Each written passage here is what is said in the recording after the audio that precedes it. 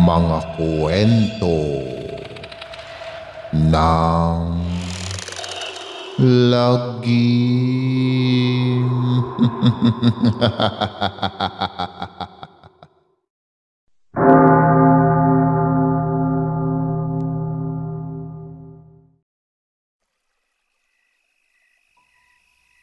Nagkatawanan na lang sila nang maglagos lang siya sa malamig na katawan nito. Biglang dumating si Sophie at sinabing naaksidente naman si David dahil nagmotor ng lasing. Agad nila iyong pinuntahan sa ospital na sila sumunod. Pagdating sa emergency, bigla sila nang makita ang multo ni David. Nabigla rin ito nang makita ang multo ng nobya. Ira, David. Nagyakap ang dalawang multo. Napaiyak si Anding sa eksenang ng dalawa. Napatingin sa kanya si David. Nagulat ang binata nang malamang nakikita sila ni Anding na magkakilala na ang dalawa at ang naging kasunduan nila. David, salamat kasi binigyan tayo ni Lord ng chance na magkita at magkausap ulit. Gusto ko lang malaman mo na babaunin ko sa langit ang pagmamahal mo, pero iiwan ko ang puso mo para sa bagong pag-ibig. Anong sinasabi mo? Pareho na tayong multo at sabay tayong aakyat sa langit. Doon natin ipagpapatuloy ang pagmamahala natin. Tumingin si Ira sa katawang lupa ni David na inire-revive ng mga doktor. Sabay ding napatingin doon sina David at Anding. Bigla ay tila hanging hinigop ang katawan ni David pabalik sa katawang lupa niya.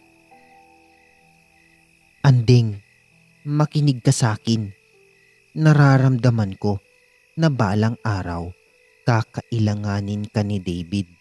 Sana pagdating ng araw na yon ay matanggap mo siya at maging masaya kayong dalawa. Pagkasabi niyon ay nakakita sila ng liwanag na unti-unting humigop kay Ira paitaas. Ira, bye. Si Sophia. Sophie, bakit nawala na si Ira?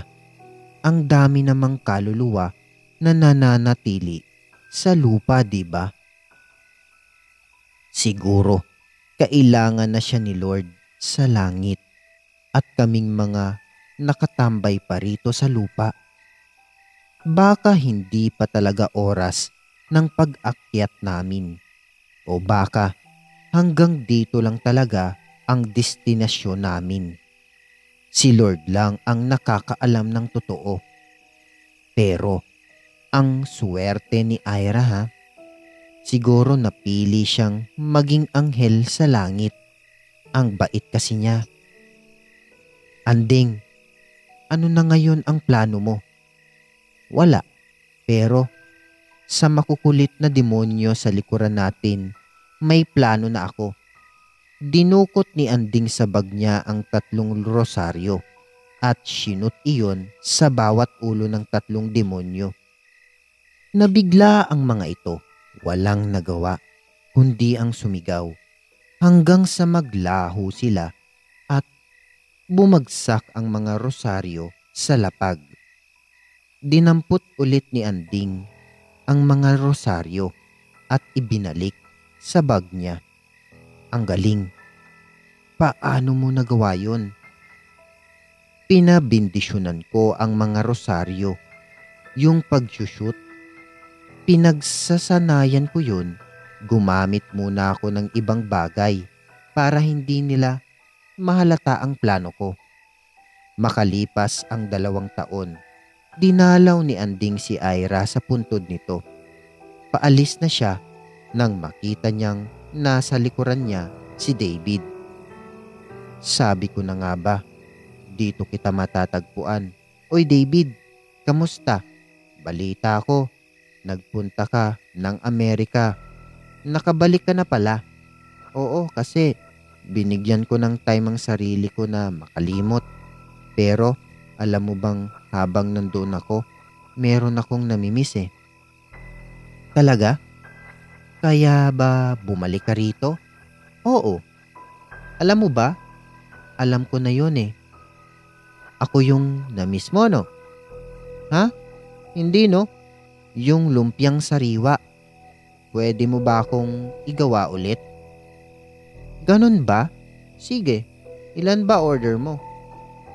Napapahiyang humarap ulit si Anding sa puntod ni Ira.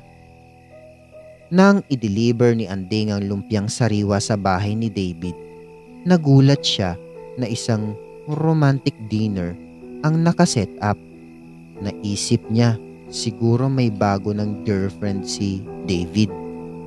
Kaya pagkalapag niya ng lumpia sa mesa ay nagpaalam na siya, pero hinarang siya ni David at sinabihan na maupo sa table. Inabot nito sa kanya ang isang bouquet ng bulaklak at sinabing gusto na niyang makilala si Anding ng higit sa pagkakilala niya rito noon. Wala ka pang girlfriend? May nakikita ka ba? Luminga si Anding. Ang nakita niya ay ang kaibigang multo na si Sophie na nakatayo sa likuran ni David. Kumaway ito at kumindat sa kanya. Wala akong nakita. Kung ganon, kumain na tayo. Tumango si Anding habang si Sophie ay panay ang tukso sa kanya sa tagiliran niya.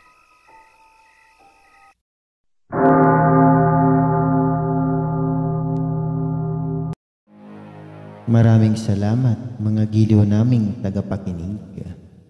Huwag po nating kalimutan mag-subscribe at mag-like ng ating channel para sa mga kwento ng lagi.